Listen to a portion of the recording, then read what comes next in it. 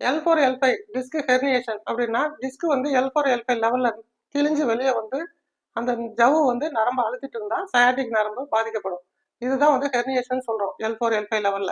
இப்படி இருக்கிறவங்களுக்கு வலி எப்படி இருக்குன்னா இடுப்புல இருந்து பட்டக்ஸ் வரைக்கும் வந்து கால் பாதம் வரைக்கும் வலி வரும். முக்கியமா இடுப்புல இருந்து அந்த பட்டக்ஸ் வரைக்கும் வர வலியை குறைக்கிறதுக்கு சிம்பிளான எக்ஸசைஸ் எப்படின்னா பெட்ல இந்த மாதிரி பொசிஷன் நல்லா கவுந்து படுத்துட்டு கால் ரெண்டும் பின்னாடி சப்போர்ட் பண்ற மாதிரி சவுத்துல வச்சுட்டு கை வந்து ஊனிட்டு அந்த கோப்ரா ஸ்டைல் மாதிரி மெதுவா எந்திரிச்சு கீழே இறங்கணும்.